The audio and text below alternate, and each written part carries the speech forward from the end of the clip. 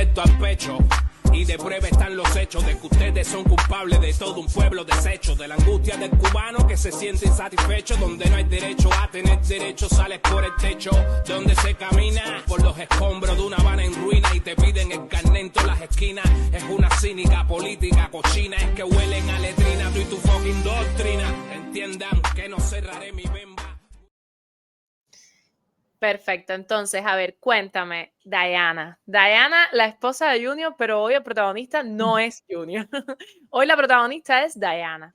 Mira, Diana, cuando te invitaba al programa, yo decía que yo quería traer a este espacio a cubanos comunes y corrientes. O sea, yo quiero que haya aquí cubanos que estén regados por el mundo, que quieran contar su historia.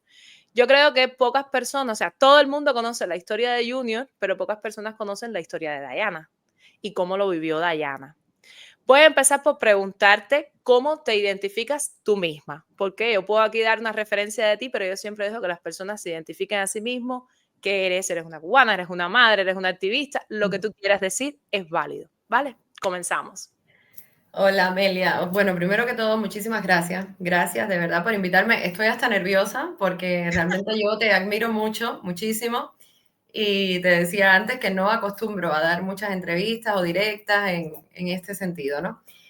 Así que muchísimas gracias. Y lo otro es porque cuando me hablaste de participar y me comentaste del tema que te interesaba un poco del que habláramos, que era sobre todo el tema de cómo la familia se ve involucrada, cómo la familia se ve afectada, ¿no? También en todo esto, a mí personalmente eso es un tema que siempre me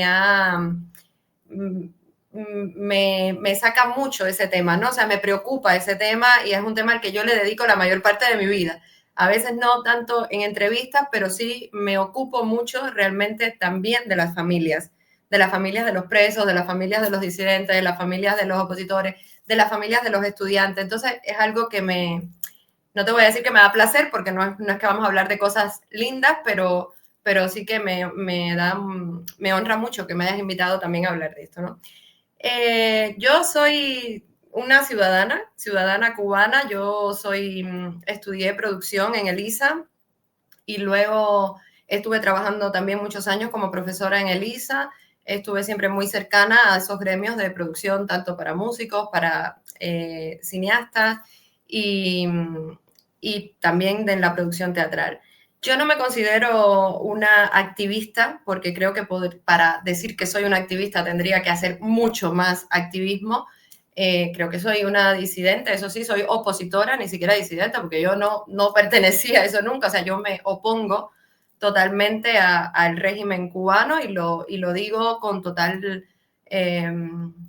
sinceridad cada vez que puedo, donde me lo preguntan, y toda mi vida y todo mi quehacer y todo en mí desde hace unos años hacia acá está condicionado de alguna manera por esa decisión que tomé de oponerme y de alzar mi voz y decir donde quiera que pueda y denunciar todas las violaciones de derechos humanos que hay en nuestro país y todos los crímenes que comete ese régimen, ¿no? Entonces, pues, eso es lo que soy. Intento, desde donde esté, lo intenté en Cuba y ahora ya no estoy allí, pero desde donde esté intento aportar mi granito de arena, como sea, a veces en cosas más prácticas, a veces en cosas más teóricas, pero como sea necesario en el momento, ¿no?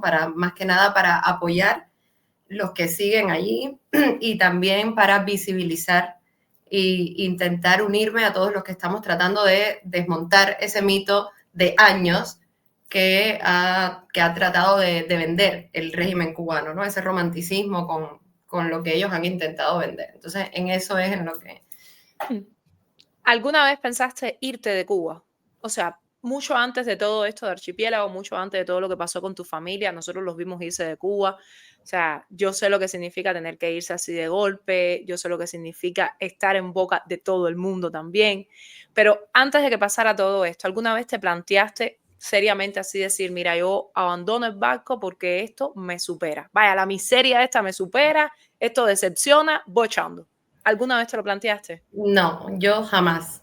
O sea, yo jamás me planteé irme de Cuba. De hecho, yo había viajado mucho Incluso antes de conocer a Junior, yo tuve una etapa de mi vida de 5 años en la que yo vivía entre Italia y Cuba. Y viví muchos años en Italia y yo hacía 3 meses en Italia, 3 meses en Cuba, 3 meses allá y 3 meses acá. Y yo jamás decidí quedarme en Italia. Al contrario, o sea, llegó el momento en el que tuve que escoger porque la vida te pone a veces ya en un momento en el que ya no puedes seguir y tienes que determinar, ¿no? Te quedas y haces una familia aquí o te regresas a tu país, pero ya no podía. Y yo decidí regresar a Cuba en el año 2013. Estuve viajando desde el 2009, que todavía estudiaba en el ISA, hasta el 2013 y yo regresé a Cuba, terminé mi carrera en el ISA y decidí, y no solo regresé a Cuba, o sea, yo quise regresar a Holguín, que es de donde yo soy. Que yo viví muchos años de mi juventud en La Habana, y estudié en la Fanca en La Habana, pero yo decidí regresar a Holguín porque estaba mi familia, estaban mis amigos, estaban mis intereses personales de crecimiento profesional y todo. Con eso te digo que oportunidades tuve muchas de irme de Cuba, de quedarme fuera de Cuba. Luego ya cuando con Junior, cuando ya teníamos una relación personal y una relación de trabajo, viajamos muchísimo, estuvimos en Brasil, viajamos a España varias veces, viajamos a México por eventos de teatro, ¿no? Sí. Y jamás nos pasó por la cabeza. Nosotros incluso teníamos a veces visas abiertas en las que puedes volver porque nos invitaban a determinados eventos y nosotros jamás pensamos irnos de Cuba, jamás. Ok, entiendo entonces que eres una persona que tienes un arraigo importante en el país. ¿Te quedan familiares todavía en Cuba o todo el mundo emigró cuando ustedes emigraron? No, me quedan, solamente estaba fuera de Cuba mi madre, que hace un año que está aquí conmigo, gracias a Dios, y mi hermano que está en México, que también tuvo que emigrar y luego de una larga travesía, finalmente está en México y bueno, está bastante bien. Pero en Cuba tengo mis abuelos maternos que están vivos, tengo a todas mis tías, que son varias, tengo a todos mis primos. Lamentablemente ya no tengo a mi padre porque lo perdí hace un año y algo. No pude ir, lo perdí estando ya aquí, o sea, mi padre falleció estando ya yo aquí, yo no pude ir a nada, pero tengo mucha familia todavía allí en Cuba, muchísima. Vale, ahora quiero que me cuentes un poco, Diana, ¿de dónde salió esa idea o tú estuviste de acuerdo con esa idea de formar Archipiélago? ¿Tú te integraste de primera o tú dijiste, oye, te estás metiendo en la pata de los caballos y esto nos va a traer problemas? ¿O hubo ese respaldo? Por ejemplo, mi mamá nunca pensó que yo iba a hacer aquella directa explosiva, pero cuando mi mamá ya me vio haciendo la directa, mi mamá dijo, no, esto es aquí al machete, esto es a de huevo. Y se montó en ese barco inmediatamente y yo literalmente arrastré a mi familia conmigo en eso, aunque ellos nunca tuvieron una proyección política dentro de Cuba. Ustedes son artistas. Los artistas de por sí tienen un pensamiento muy libre, muy liberal, una mente muy abierta. Me estás hablando de, evidentemente, una comparación con el exterior que ya llevabas sostenida por años, pero tú dijiste, yo quiero estar en este proyecto de Archipiélago, o Junior te arrastró a Archipiélago, o eso fue una idea de los dos, pero la imagen es él, o cómo fue. Cuéntanos. A ver, discúlpame porque te voy a llegar a contestarte eso, pero yo creo que para ser totalmente honesta tengo que ir un poco más atrás, ¿no? Hacerte como un resumen muy rápido, preámbulo de... hay 3 momentos muy importantes en mi vida en los que yo tengo como todo joven, supongo, ¿no? Porque ahora ya tengo 40 años, pero estamos hablando de cuando era más joven. Entonces yo creo que los jóvenes transitamos por determinados momentos en los que vamos cambiando el pensamiento, en los que nos van interesando cosas que a lo mejor en un momento decíamos, ay, no, yo no estoy para eso, o sea, aquí se trata de otra cosa, yo quiero divertirme y pasear. Entonces, el primer momento importante en mi vida en el que yo empiezo a conectar, incluso de una manera interna, sin que lo comentara con nadie, pero yo empiezo a conectar con un país que yo desconocía, es, por ejemplo, esto lo he dicho varias veces en varias entrevistas, pero me encanta decirlo porque fue así. Yo estaba en Italia, en una de las playas de allí, y un amigo me regala un libro en italiano y yo me empiezo a devorar aquel libro en la playa y era un libro de Pedro Juan Gutiérrez, que es Trilogía Sucia de La Habana, ¿no? Ok. Ese libro, yo siempre digo, leerlo, a lo mejor es porque lo leí fuera de Cuba. Yo tenía en ese momento 20 años, creo, 20 o 21. ese libro me hizo conocer un país que yo desconocía completamente.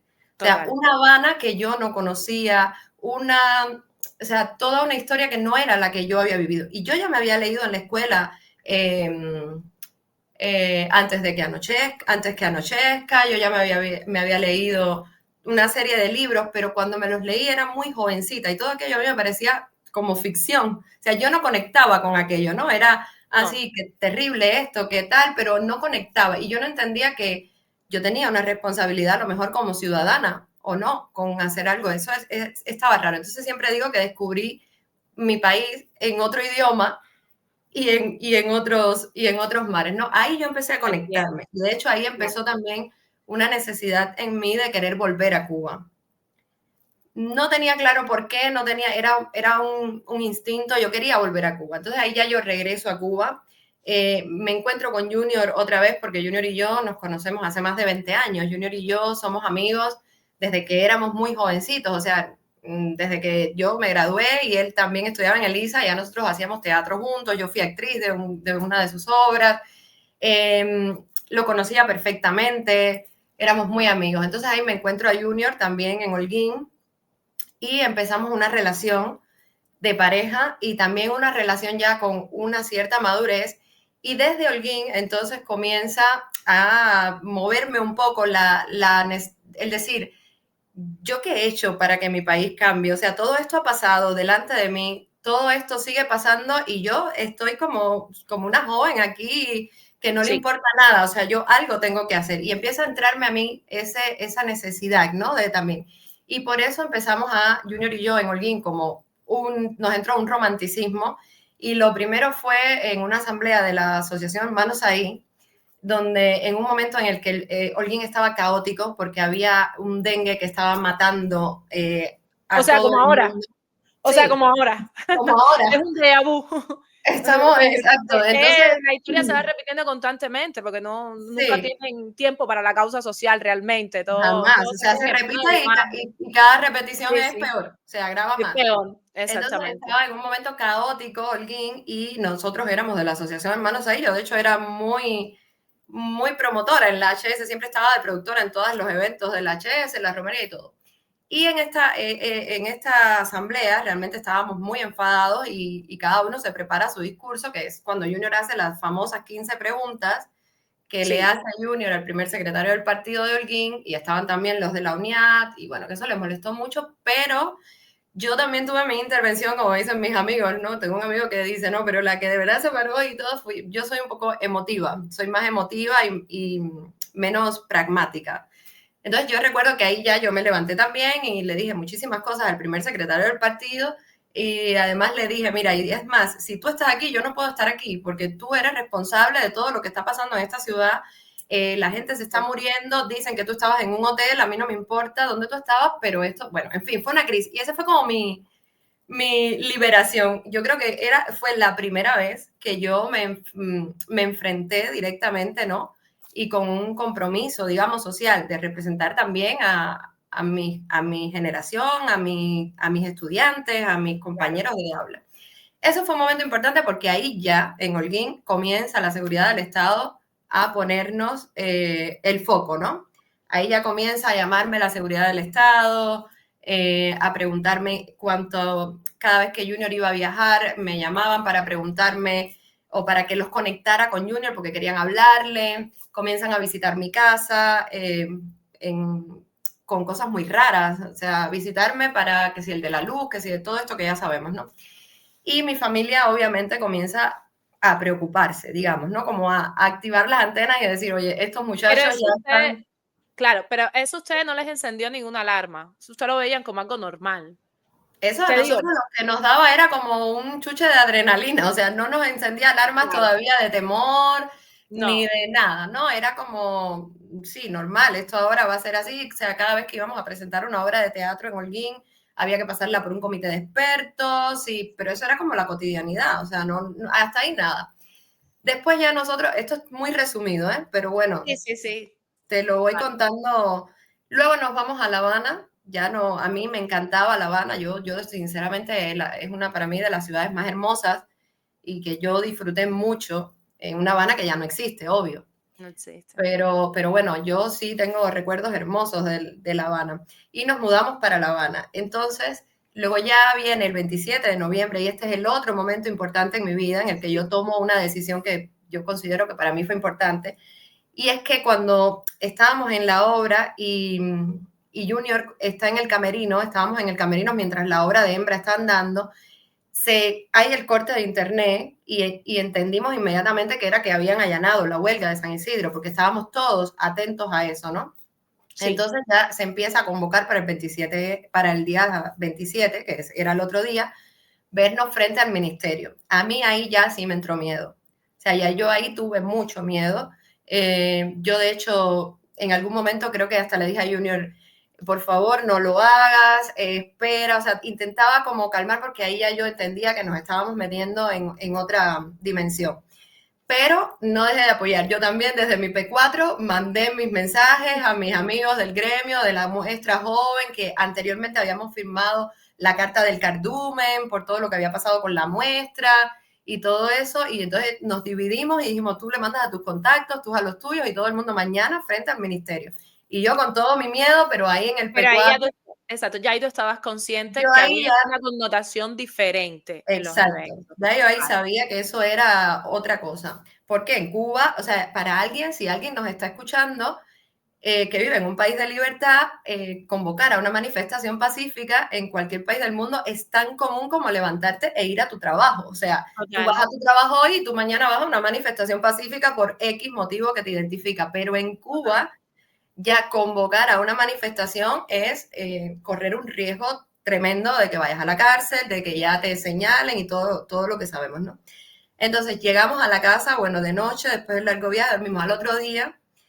Esto es, para mí es importante porque yo creo que le puede haber pasado a muchos jóvenes, sobre todo jóvenes que respetan su familia, sus padres, que tienen un compromiso, ¿no? Y yo recuerdo que Junior se levanta inmediatamente y se va como habíamos quedado a la hora que se tenía que ir. Y yo me paralicé y no tuve el valor de irme con él el 27 de noviembre.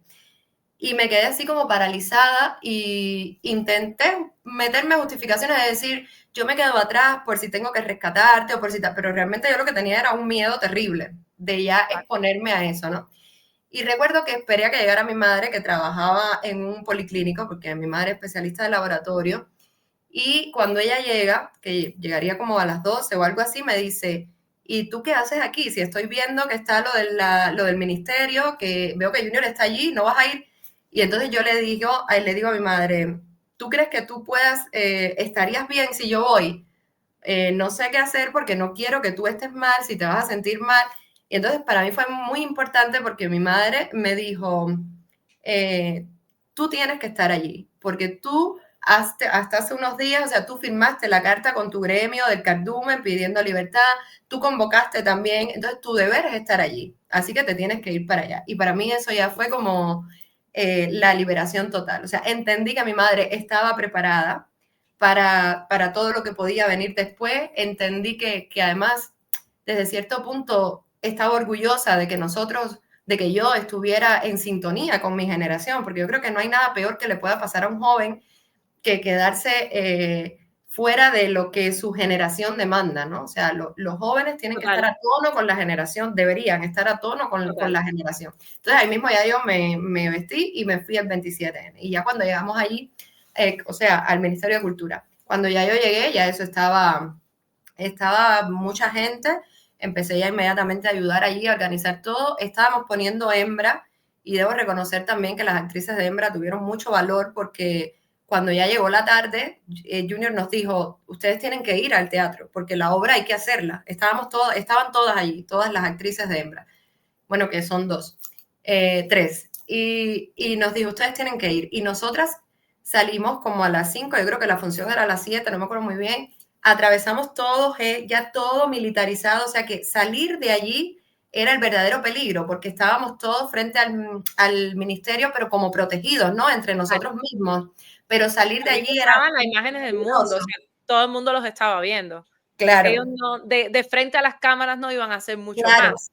Pero bueno, nosotras teníamos que ir, entonces yo como productora tenía que acompañarla. Entonces, nosotras atravesamos toda La Habana desde el Ministerio de Cultura hasta Argos Teatro, que está en Ayestarán, o sea, es un largo, unas avenidas largas, y todo eso era una película de terror. Eran todos los carros estos de las boinas negras, las boinas no sé qué, todo eso. Llegamos al teatro, el teatro estaba lleno, se hizo la función, yo pendiente a lo que estaba pasando allá, y terminando la función regresamos ahí al ministerio, que fue peor aún porque ya eran las 11 de la noche casi.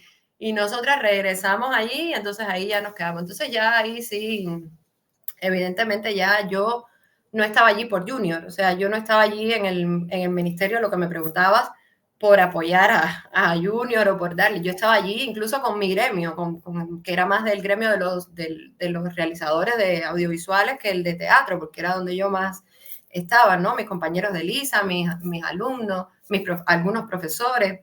Y a partir de ahí, pues ya entonces vino todo lo demás. No sé si quieres que te diga ahora lo de Archipiélago. Sí, sí, claro. Cuéntame.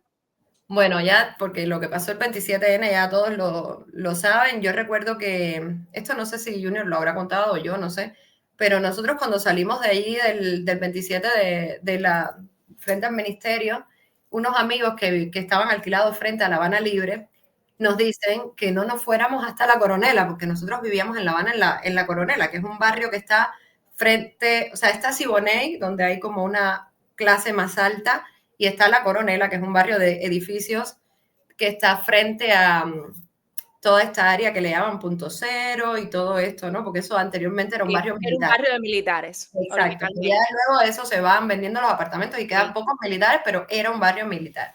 Nosotros vivíamos allá, que además está muy lejos. Y entonces este amigo nuestro nos dice, no, se van con nosotros, que estamos aquí mismo a 2 cuadras. Y nos vamos para su casa frente a La Habana Libre, un apartamento donde tenían alquilado Junior y yo y esta pareja. Cuando nosotros llegamos, subimos, nosotros estábamos muy cargados de adrenalina, nos parecía que lo que habíamos hecho era extraordinario y que habíamos resistido y que habíamos logrado mucho, aunque no, a lo mejor no se pudiera ver en el momento, ¿no? Y decidimos abrir el balcón y sentarnos ahí en el balcón a abrir una botella de vino. Cuando abrimos las puertas del balcón, llegando frente al edificio, entre La Habana Libre y el edificio, habían más o menos 10 carros de estos de los boinas negras, y se empezaron a tirar todos en plan coreográfico y a apuntar el balcón con sus armas largas. Eso fue terrible, y así estuvieron toda la noche. Ya nosotros decidimos cerrar la puerta. Yo le dije a mi madre, obviamente, que vivía conmigo en La Habana, donde nos quedábamos, pero imagínate, toda la familia preocupada, familia en Holguín y todo eso. Entonces, bueno, ese fue el momento del 27 de noviembre. Ahora, Archipiélago. La primera vez que yo escuché a Junior hablar de Archipiélago, ya me había comentado algo, que tenía un proyecto o algo, pero la primera vez que lo escuché comentárselo a alguien más fue a Silvio Rodríguez, en aquel encuentro que tuvimos, que ya nosotros estábamos, ya nuestra casa estaba sitiada, ya a Junior no lo dejaban salir. O sea, ya había pasado el 11 de julio, porque no te estoy haciendo la historia cronológica, porque si no, ya pasamos ahora al Archipiélago, que viene después. Pero ya Junior no lo dejaban salir de la casa, y Junior me dice un día, yo creo que voy a pedirle a Silvio públicamente tener un encuentro. Y yo le dije, a mí me parece bien, porque, o sea, que no quede por nosotros. O sea, todo el mundo sabe que Silvio es una voz ahí dentro, es un símbolo vivo todavía de ellos, y que si de alguna manera hubiéramos logrado que Silvio entendiera lo importante que a lo mejor era su voz, ¿no? Para posicionarse del lado correcto, eso la verdad hubiera sido muy bueno. Entonces nosotros fuimos a ese encuentro, y ahí Junior en la larga conversación le dice a Silvio que tiene ese proyecto que se va a llamar Archipiélago, que va a ser una plataforma donde vamos a convocar una marcha pacífica para demostrar que es mentira lo que ellos habían dicho. El régimen había dicho que en Cuba sí se podía manifestar, pero había que pedir permiso y todo eso. Entonces vamos a hacerlo como se debe hacer, y vamos a demostrar que es mentira, porque evidentemente no nos van a dejar hacerla. Entonces Silvio incluso le dice, me parece muy bien, me parece muy bueno tu proyecto, que no voy a hablar de la conversación con Silvio porque está grabada, en algún momento se publicará, grabada porque él quiso grabarla con sus especialistas de sonido. Entonces de ahí ya llegamos a la casa y yo sí estuve en Archipiélago desde el momento cero. O sea, ya yo empecé a formar parte de los coordinadores, Junior y dos amigos más. Y yo me encargué entonces, bueno, de toda la parte más, o sea, yo hablé con Julito Llopis para intentar hacer el diseño de Archipiélago. Yo les propuse, por ejemplo, me interesaba a mí que fuera una plataforma que transmitiera esperanza. O sea, esto fue una propuesta mía en Archipiélago, lo de los colores verdes, amarillos, colores como vivos, ¿no? Más alegres, porque siempre estamos los cubanos como pensando en todo lo que nos han quitado, en todo lo que hemos perdido, en toda la tristeza y el dolor, pero yo quería que esto fuera una plataforma que transmitiera que podemos, qué es lo que podemos tener y no lo que ya hemos perdido, ¿no? Entonces, desde ahí yo participaba mucho, obviamente, estaba en el grupo de coordinadores desde el principio y haciendo pues toda la estructura que llegó a Archipiélago, moderando, toda la moderación y todo eso. Entonces, Archipiélago, sí, se hacía en mi casa, yo era la esposa de Junior, pero yo era una miembro de Archipiélago más allá de ser la esposa de Junior, ¿no? O sea, no me hubiera involucrado en Archipiélago solo por ser su mujer, sino, claro. Era también mi proyecto, también. Un proyecto en el que yo también confiaba, en el que yo también participaba activamente, ¿no? De eso. Perfecto. Diana, creo que la mayor polémica no se generó cuando comenzaron o sea, con la propia salida de Junior hubo como una sensación destructiva, ¿no? De que se había roto algo y evidentemente él era una imagen muy importante para Archipiélago, pero ustedes han transitado por polémicas duras, incluso de decir que en realidad era una estrategia del régimen para tratar de cambiar, ¿no? O de destruir la imagen que quedaba de la esperanza de poder salir de manera pacífica, de poder realizar un cambio o una manifestación como la del 11 de julio. O sea, se ha hablado muchísimo de que ustedes en realidad, o Junior en realidad, era una persona que trabajaba y servía al régimen. ¿Qué es más doloroso? Te lo voy a preguntar así. Que ese día no hayan podido salir, ver a tu familia en peligro, porque estaban en peligro, todo ese circo nacional que se montó para tratar de lastimarlos, o después salir y ver el otro circo esperando, diciendo que son unos traidores o que en realidad servían al régimen. Si tú lo pusieras en una balanza, ¿qué tú dirías que es más doloroso? A ver, sinceramente, cuando nosotros nos sacaron de la casa y nos estuvieron escondidos en una casa en las afueras de La Habana dos días hasta que salimos. Nosotros salimos de Cuba el 16 de noviembre. O sea, el 15 todavía estábamos secuestrados en esa casa y el 16 es que nos montan en el avión y nos mandan para España. En ese momento, mi gran dolor, el mío, o sea, esto sí es muy mío, no hablo por Junior, porque Junior evidentemente seguramente te diría otra cosa, ¿no? O sea, como lo ha dicho en muchas entrevistas. Y el mío no tenía nada que ver con lo que nos estaba esperando aquí, los ataques. O sea, a mí los ataques, la gente que nos atacó, la gente que... Y ahí sí digo, nos atacó porque no solo atacaban a Junior, o sea, no, a mí también me dicen barbaridades constantemente. Errores. Sí. A mí eso no me importó en lo absoluto, Amalia. Te soy completamente sincera. O sea, eso a mí no me dolió. Yo no me sentí que traicioné a nadie, no me sentí que defraudé a nadie. Yo no sentí nada de eso. Mi verdadero dolor es lo que mencionaste antes. O sea, donde yo sentí dolor fue en mi casa, tener que dejar a mi madre a las 12 de la noche sin que ella supiera para dónde nos llevaban. Nuestras familias en Holguín, o sea, mi padre, la madre de Junior, en Holguín, más lejos todavía, como nosotros no teníamos conexión de internet, ellos nos daban por desaparecidos, como mismo nos daba por desaparecido todo el mundo, porque no sabían nada de nosotros, ellos no sabían qué iba a pasar con nosotros. Entonces, a mí lo que sí me dolió, que me rompió, me destruyó, es ver más de 500 personas en Cuba, o sea, no en las redes sociales, en las que están, sino más de 500 personas frente a mi casa,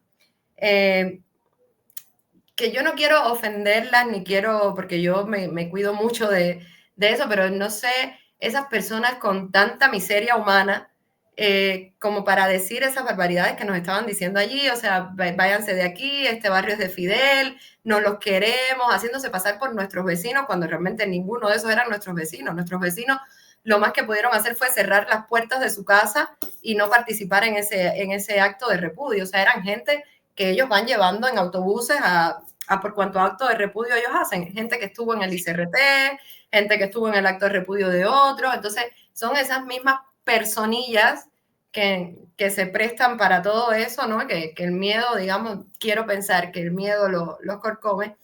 Y eso sí me dolía. Eso me dolía porque era abandonar mi país, una cosa que yo, como te decía antes, no querías nunca hacer. estuvo en mis planes, era Claro. irme sin saber si iba a volver a verlos, como en efecto no pude volver a ver a mi padre. O sea, ese sí es mi dolor. O sea, lo que la dictadura, el régimen y toda esa gente nos hizo en Cuba es lo que verdaderamente me duele.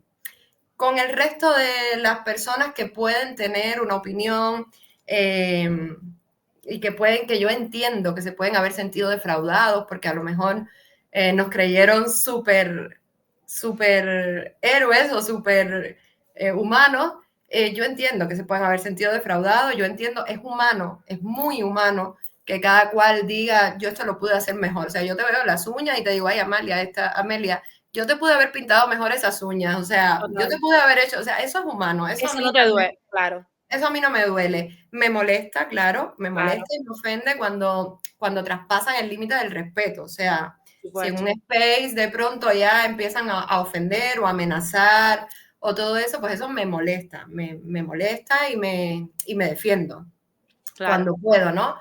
Pero el verdadero dolor es enfocado, o sea, mi resentimiento, que no me gustaría tenerlo, pero lo tengo, es contra el régimen cubano, o sea, es contra esos que están allí y que son los que han sido, incluso son los causantes de que haya esa división, porque toda esa división que tenemos actualmente y todo eso es una consecuencia de lo que ellos llevan años fabricando, o sea, es un modelo que entre sus objetivos está el de dividir. Eso es histórico, ha sido así siempre, y de creer y decirte, tu amigo, el que está más cerca de ti, ese es el de la seguridad, aléjate de él, y al otro le dicen lo mismo. Y en los interrogatorios lo que hacen es poner en contra unos con otros. Entonces, si uno entiende eso, a uno no le duele realmente. O sea, yo ayer estaba en Valencia, antier, llegué ayer de Valencia, y estaba con una amiga y evidentemente salían estos temas y yo le dije, yo obviamente uno pasa momentos, todo esto sale después y pasa momentos terribles de depresión, de ansiedad, de muchas cosas, de todo lo que a lo mejor no se liberó en el momento adecuado. Pero yo siento, yo me siento orgullosa de lo que yo poco o mucho pude hacer, incluso de lo que sigo haciendo. Y no me siento orgullosa por un problema de ego, de decir que bien, que no, yo me siento orgullosa porque si yo no me sintiera así, entonces nada habría valido la pena. O sea, yo tengo que tener la certeza de que mi padre, aun cuando no pude verlo, mi padre tiene que haberse muerto sintiéndose orgulloso de mí. O sea, yo no puedo pensar que yo defraudé o que yo hice hasta donde pude humanamente. O sea, yo entregué hasta donde pude, o sea, ya más no podía entregar, porque lo que sí no podía permitir era que mi familia terminara asaltada, muerta, encarcelada, o sea, ya había sido demasiado. Diana, me hablas de lo que sufriste en Cuba y me hablas de las personas que te atacaron dentro de Cuba y todo ese acto de repudio súper doloroso, súper bajo. Es increíble pensar que eso todavía pueda pasar en una Cuba del siglo XXI. Es increíble pensar que queden personas dispuestas y prestas para hacer ese tipo de papelazo, que están pasando las mismas 3 balas de hambre y 2 de miseria que el resto del pueblo, porque no es algo diferente, a menos que tú seas directamente que estés conectado a la tubería del Consejo de Estado. Si no estás ahí, tú estás en las mismas que el resto, y es increíble pensar que esas personas no tengan un pensamiento crítico lo suficientemente realista como para al menos decir, bueno, esta persona lo que está buscando es vivir a lo mejor un poco mejor de cómo estamos. Voy a darle aunque sea el beneficio de la duda. O sea, que queden gente ahora mismo que no den el beneficio de la duda es ridículo, es absurdo y es impensable. Pero entonces la pregunta siguiente es, te vas de Cuba, las circunstancias te obligan, más que irte te fueron, como digo yo, casi te obligaron, te empujaron. Ok, y llegas a España, te toma un tiempo estabilizarte, porque siempre toma un tiempo estabilizarse cuando uno llega aquí. ¿Por qué seguir haciendo? ¿Por qué seguir defendiendo cuando tú sabes que queda dentro de Cuba gente como esa gente que fueron a tu casa a agredirte y a decirte que la calle era de Fidel, aunque la calle tenga un hueco que sea el cráter del meteorito que cayó cuando extinguieron a los dinosaurios? O sea, ¿por qué? ¿Qué te motiva? Sí, mira, yo siempre, a ver, yo primero me motiva un compromiso también mío, personal, mi familia que está allí, evidentemente, y porque además es un lugar al que yo quiero volver. O sea, yo no tengo todavía en mi mente quedarme fuera de Cuba para siempre. O sea, yo quiero volver a ese país, cuando ese país obviamente sea libre y yo quiero... pero además de eso, yo siempre digo que yo, a pesar de todo eso, yo amo el pueblo cubano. O sea, yo amo... Hay personas por las que yo siento pena. Hay personas que siento lástima y hay personas que siento mucha rabia también, ¿no? Porque los hay más oportunistas. O sea, hay una De gran todo. parte, evidentemente, la cúpula, o sea, no me dan ni pena, ni lástima, ni nada. O sea, son gente muy oportunista que están aferrados a un poder y que están viviendo una vida en una clase muy alta a costa de la miseria y el sufrimiento al que tienen sumido ese pueblo, ¿no?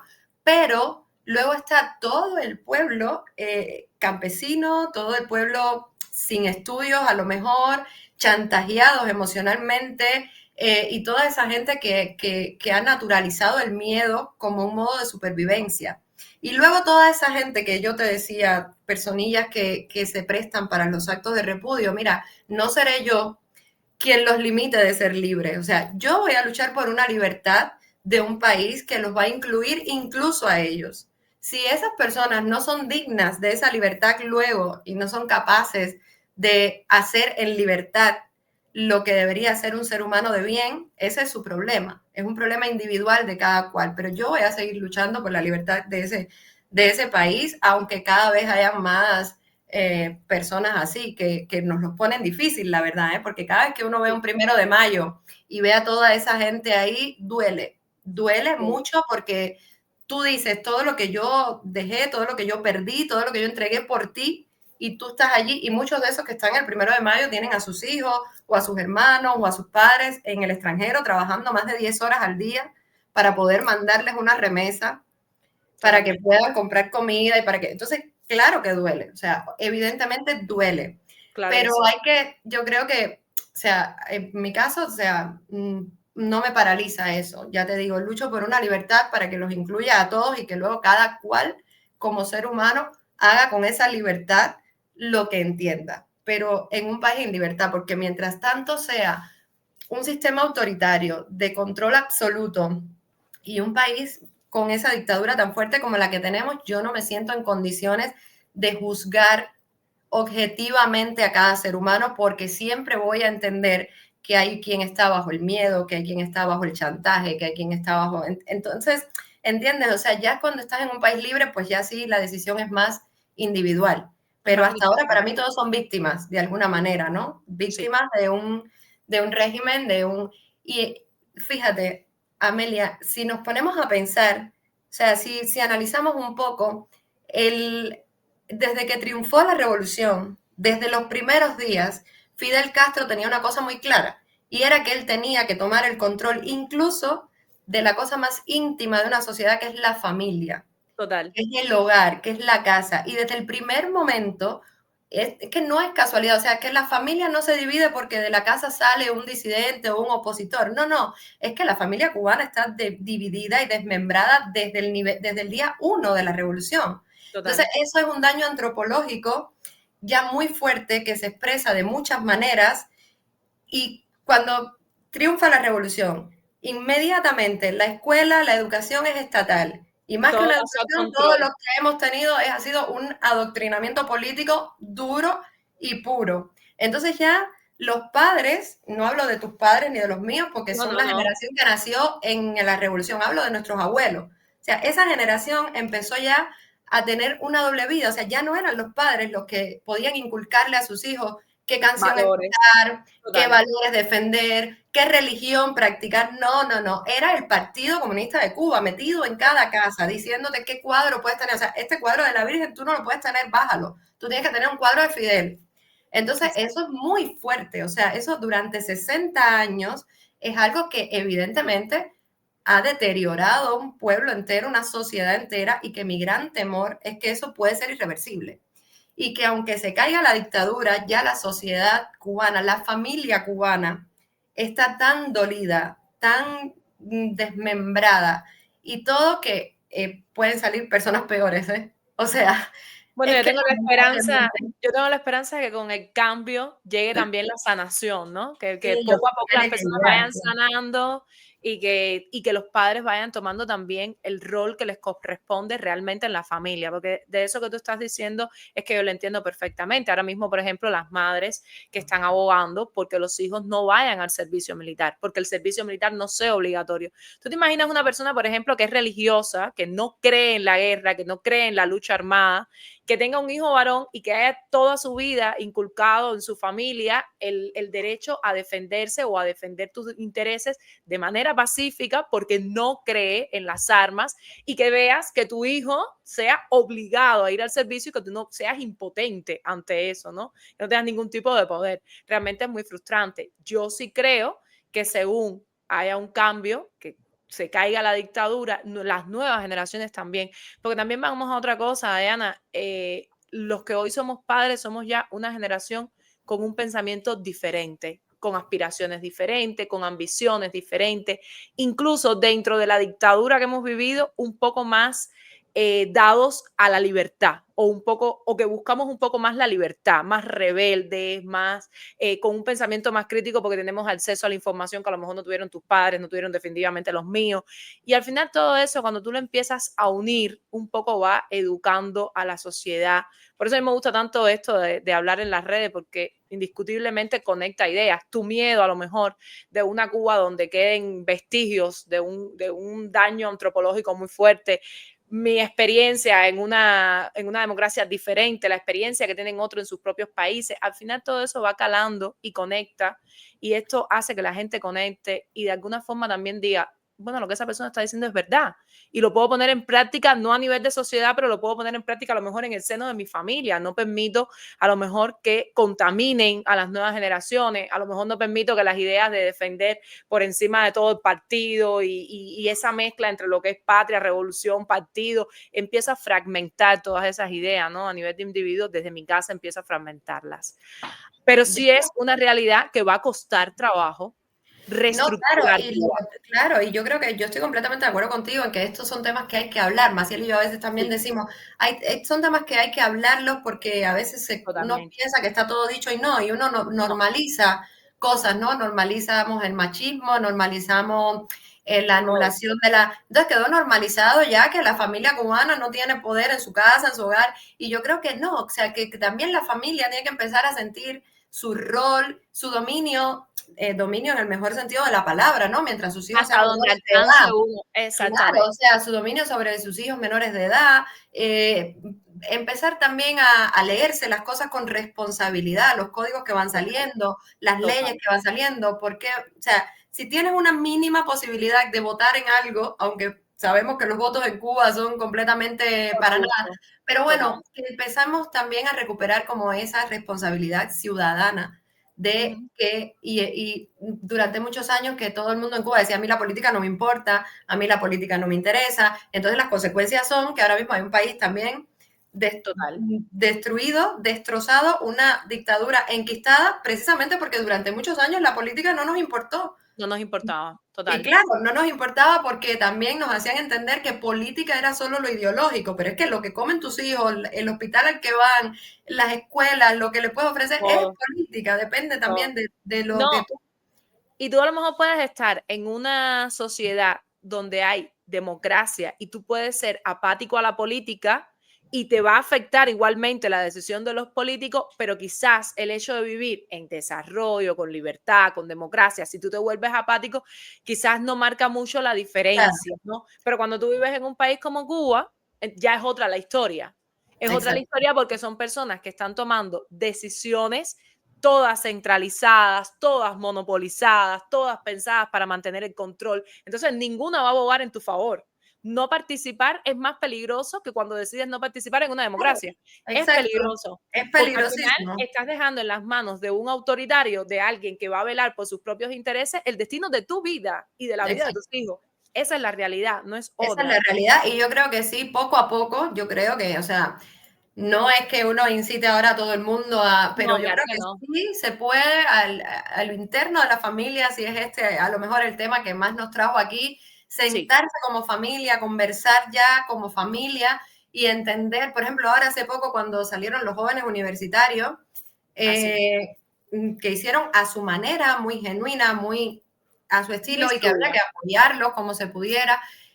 Yo recuerdo que mi hermano me escribió un mensaje y mi hermano me dice, ojalá los padres, la familia apoyen a esos muchachos, porque principalmente, porque realmente es que vuelvo atrás, o sea, desde que el régimen penetró la familia, penetró los hogares al inicio de la revolución, desde entonces y hasta hoy, la casa mayormente, obviamente hay excepciones, gracias a Dios, pero mayoritariamente la casa, el hogar, es el primer sitio de autocensura.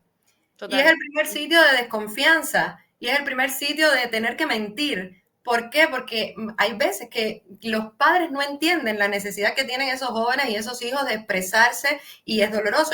Yo no soy madre, pero me puedo imaginar el dolor y el miedo y la preocupación, pero es como, llega un momento en el que tienes que dejarlos también que huelen, o sea, tienes que dejarlos que piensen con su cabeza, porque ya han sido muchos años que sin derecho a pensar, ¿no? Entonces yo creo que las familias también ya conversarlo, reunirse, establecer estrategias de protección. El 11J vimos cosas terribles porque después del 11 de julio salieron algunos videos, obvio, manipulados por la seguridad también y chantajeados de padres diciendo que sí, que qué bien que mi hijo vaya a la cárcel porque tiene que entender que lo que hizo está mal, y eso es muy doloroso. Pero vimos también casos de madres como Anita, la madre de Elías, que su instinto materno la llevó a ser una estratega magistral y logró esconder a su hijo de la propia seguridad contra viento y marea hasta que lo sacó de allí.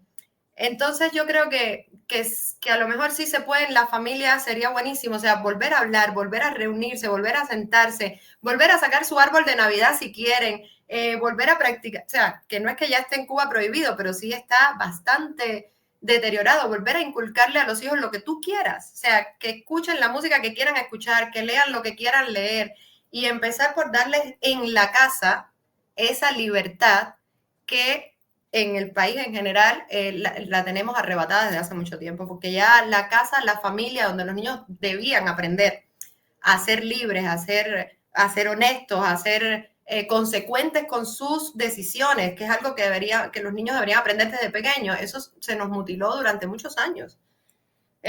Y a lo mejor es algo que se puede poco a poco, o sea, es muy difícil, pero bueno. Mira, hace un rato me respondiste una pregunta que yo tengo por ley hacer en este espacio, que es el retorno. Me dijiste que sí, que quieres retornar, pero también me dijiste que tu deseo de retorno está asociado precisamente al cambio en Cuba. Bueno, inevitablemente al cambio en Cuba, porque tampoco creo que te vayan a dejar. Vaya, ya te lo digo yo con mucha honestidad. ¿Dónde te ves en una Cuba futura de cambio? Vamos a decir que eso se cayó mañana. Mañana se cayó eso. ¿Dónde te ves tú en Cuba? ¿Dónde te ves? ¿Cómo te ves? ¿Qué te ves haciendo? Uf, la verdad que no me había hecho nunca esa pregunta, ¿no? Yo a mí misma, o sea, yo sé que yo quiero volver, pero quiero volver, ya te digo, cuando ese país sea libre, porque ahora mismo yo le tengo mucho miedo, o sea, no volví ni cuando mi padre ni estuvo mal, porque... ¿Tienes todavía miedo, Diana? Sí, le tengo mucho miedo, pero no miedo de lo que me pueda pasar a mí. Tengo mucho miedo de lo que pueda pasarle a mi familia que queda allí. Tengo mucho miedo. Yo cuando mi padre, por ejemplo, yo podía haber ido a lo mejor intentarlo. Yo otra cosa era que Cuba me dejara entrar, pero yo podía a lo mejor intentar ir, y realmente me entró un pánico de, estando en Cuba, no tener el valor de volver a irme de Cuba. Ese fue mi gran temor. Y por eso, esto creo que nunca lo he dicho públicamente, pero realmente por eso fue que yo no fui a Cuba cuando mi padre estaba grave. Porque yo sentía que si yo iba a Cuba, yo no podía ir por 10 días. O sea, porque yo no iba a tener el valor de volver a irme de Cuba y volver a dejar allí a toda mi familia y a todo lo que tenía allí. Entonces yo, no sé, si cambia y vuelvo, yo creo que me veo siendo lo que siempre fui y lo que siempre quise ser. Seré una productora, evidentemente seré una ciudadana más, con más responsabilidad desde el primer momento. Seguiré luchando por los derechos humanos, seguiré luchando por todos los derechos que los ciudadanos tienen y que nadie se los debería arrebatar. Así me veo, ayudando y ojalá que sea ayudando a otros, ¿no? O sea. Yo tengo una pregunta final y esta casi es muy personal, fíjate. Yo te vi cuando, o sea, prácticamente te volviste la protagonista de ese encuentro con Gabriela de Confilo. Sí, tú te volviste una de las protagonistas ahí. Yo no tuve tiempo ni siquiera de llegar, vaya, la verdad. Trabajaba muy lejos del lugar y entre los activistas que estuvieron, y estaba Junior, pero creo que en este caso tú sí que le robaste el protagonismo a Junior, tú estabas, había otro, había muchos, a todos se los agradezco, pero tú estabas ahí y en algún punto tú tomaste como cierto liderazgo de lo que iba a pasar. Entendí que tú querías entrar a la sala y querías participar en el evento, o sea, tú querías tener participación en el evento. Tú estabas consciente, como mismo estaba consciente Junior en su momento, de que lo más seguro era que no los dejaran marchar y que eso iba a constituir en sí una muestra, una demostración de que no existe la libertad de expresión y de manifestación en Cuba. ¿Tú estabas consciente en este caso que no te iban a dejar entrar? ¿O tú contaste en algún momento con poder entrar y poder enfrentarte a una figura que en buen cubano habló horrores de ustedes? Sí. Porque realmente Confilo fue uno de los programas que se inventó para en el contexto de Exacto. todo esto. Yo creo que Confilo lo inventaron luego de todo. Exacto. Ahí era digamos, ¿eras tú defendiéndote a ti y a lo que le pasó a tu familia? ¿O eras tú defendiendo al pueblo de Cuba? ¿Eras tú defendiendo a tu esposo? Que también es muy válido, ¿no? ¿Defendiendo tu propia imagen? ¿O eras tú contando con la idea de que no te iban a dejar entrar, pero aún así haciéndote presente y diciéndole al régimen, no me voy a rendir? ¿Qué era?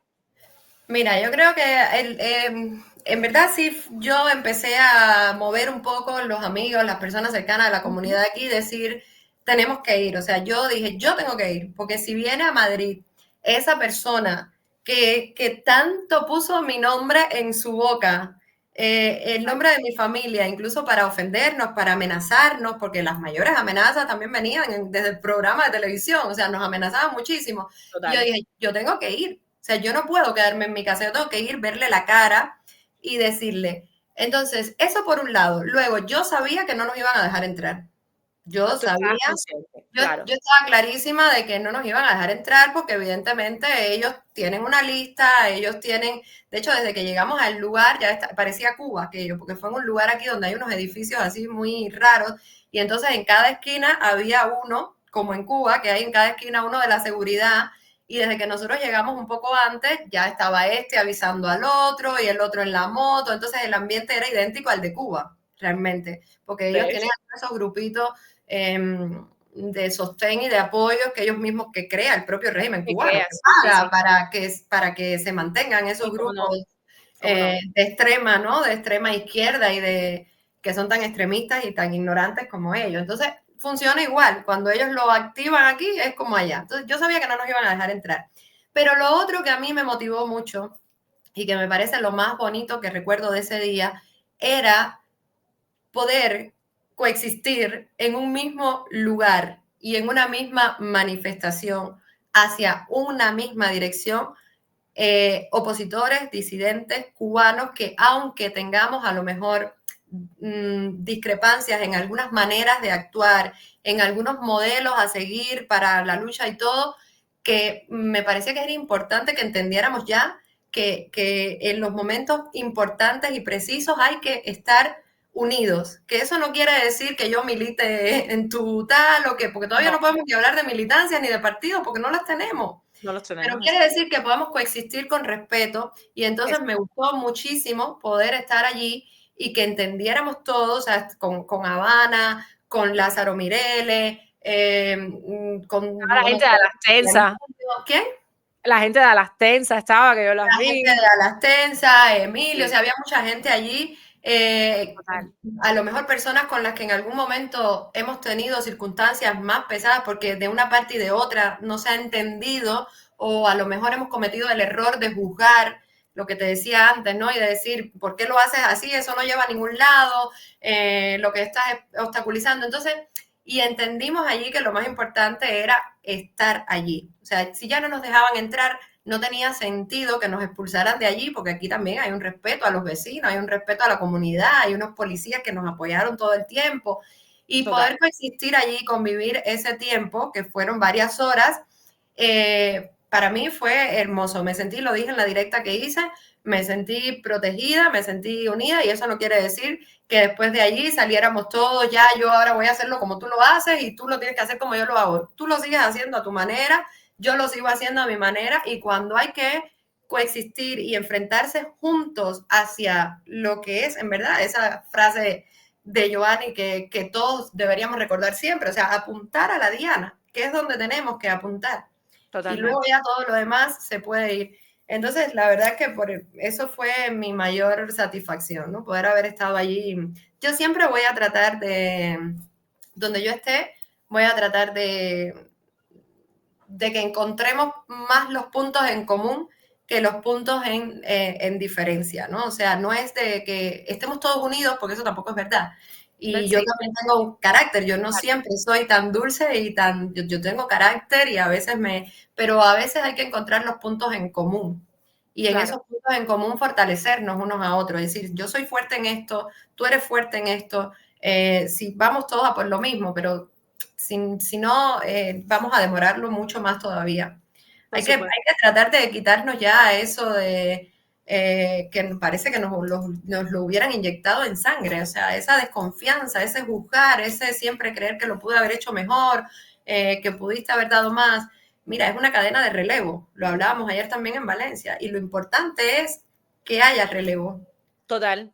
Lo importante es que haya relevo, lo importante no es que tú, Amelia, ya ahora te fuiste y entonces, digamos, a lo mejor tú perdiste ya tu protagonismo porque no estás en Cuba. Eso no es lo importante, o sea, tú desde aquí sigues haciendo una labor inmensa, y lo importante es que ojalá mañana salga otra muchacha con el valor que tuviste tú.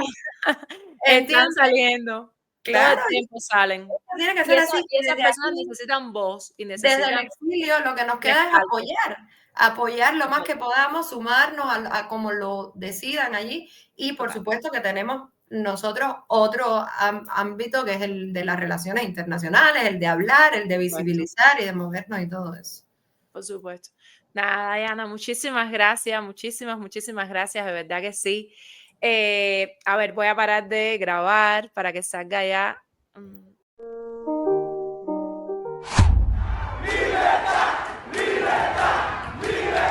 Esta va directo al pecho, y de prueba están los hechos de que ustedes son culpables de todo un pueblo deshecho, de la angustia del cubano que se siente insatisfecho, donde no hay derecho a tener derecho, sales por el techo, donde se camina por los escombros de una Habana en ruina y te piden el carnet en todas las esquinas. Es una cínica política cochina, es que huelen a letrina, tú y tu fucking doctrina. Entiendan que no cerraré mi